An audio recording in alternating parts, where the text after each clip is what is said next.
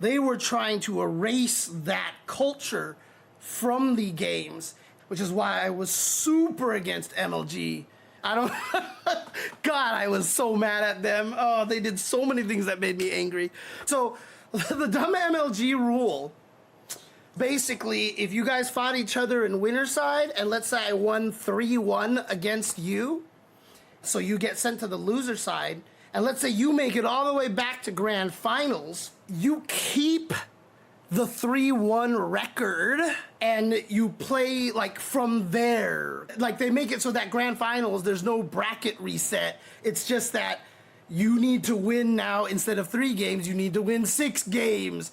And you already start at the 3 and the other guy starts at the 1 and they gotta catch up like that. From a logistics standpoint, you're like, okay, I get it, because like, why not keep their record here? But again, the reason why we don't do that is because it don't matter how badly I beat you. When you put up the quarter the next time, we start at 0-0. Again, it's a very arcade culture thing, right? It's a very arcade culture thing.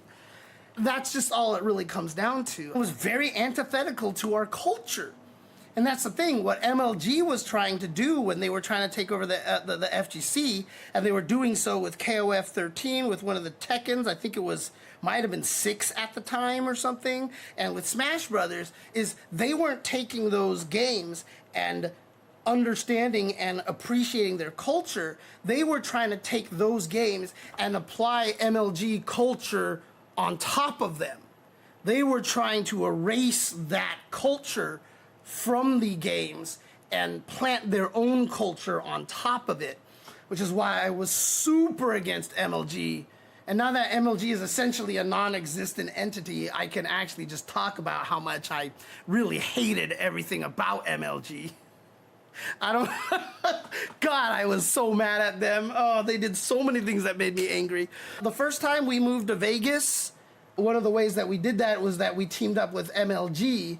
And so one EVO, MLG was run in the same place as EVO. This was in 2005. And, you know, they were running Halo, Smash, and I think that was it. I think it was just Halo and Smash.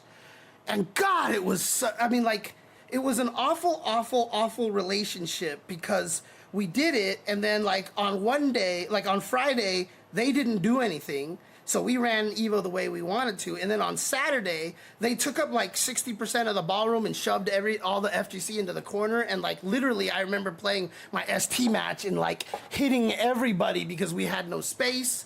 Then on Sunday, they were playing some more of their games, and like Tom and Tony were like, hey, MLG guys, we could run your grand finals on the big stage, you know, so if you want, we could run like the top whatever for Halo and the top whatever for Smash Brothers on the big stage like we're doing. And they were like, why would we do that? Nobody comes to these events to watch video games.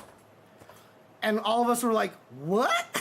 And then the Marvel Top 8 started happening, and all the MLG staff couldn't stop watching it, and everyone was cheering super loudly. And then MLG told us, hey guys, can you have your audience be quiet? It's distracting our players.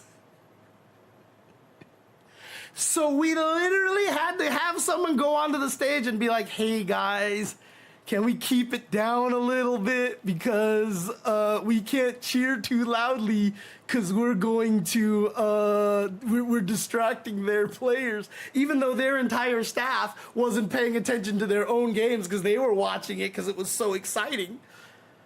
Oh God, it sucked so bad. And then on top of everything, like clearly EVO had at least like 70% of the people that were in that room were there for EVO, right? Like the majority, maybe even more than that, 80%, 90%.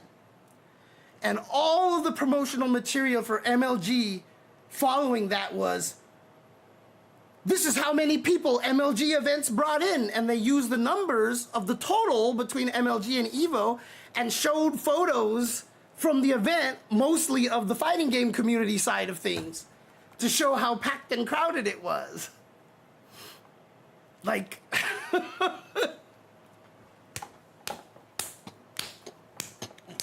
Like seriously, dude. Like seriously. This was before they did the thing with like KOF 13 and Tekken and all that stuff like that. This was before that. But that already left a bad flavor in my mouth, and so I was super anti-MLG at that point. So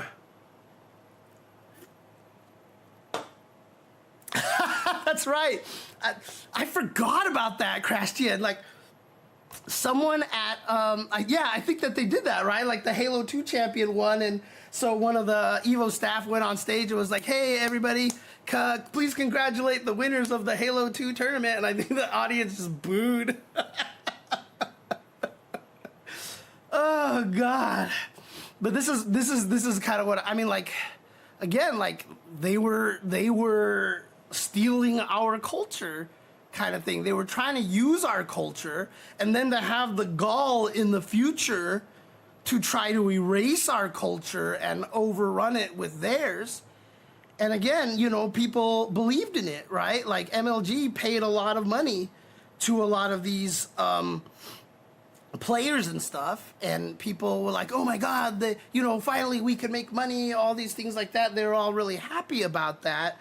And then MLG dropped a lot of the fighting game stuff, and then Tekken players for a while stopped traveling because they're like, well, the prize pool went back down to to original FGC amounts, and they were like, oh, it's not worth traveling anymore. And you know, so like it actually kind of hurt their community a little bit for a while there. Now, please don't quote me on that. That is what I have heard and talked to other people about. Someone long time in the Tekken culture can confirm that for me or not, but that is what I heard. But also the thing about it is like I also knew that MLG was all funded by venture capitalists. They were getting paid millions of dollars, and every amount that they were spending, they were going into debt.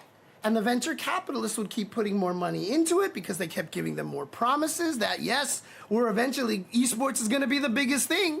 I mean, you hear all the esports stats all the time, right? Like, we have more viewers than the Super Bowl. Then why aren't your commercials charging as much as the Super Bowl? Right? Like, you know, like kind of things. There's a lot of snake oil going on around there. And so, like, MLG was just, like, so much in debt. MLG was basically bleeding money the entire time. So how did they have crazy crane cams and all that stuff? Paid for by venture capitalists expecting to make money eventually. And they never did. And all those debts got repaid because Activision bought them and foot the bill for all of those, for all of the debt. And so that's why they had that production, you know. And, you know, obviously it feels very similar, you know, with what a lot of the stuff like EWC is doing, right? I mean, there is a worry in my head there as well. But again, it makes me happy always to know that a lot of these other events like CEO, Frosty Faustings, and Combo Breaker, and, you know, Evo, yes or no, are still very grassroots, you know, and that's one thing that, you know, I can hope for. I can hope for at least. I can hope that we try our best to maintain that as much as possible.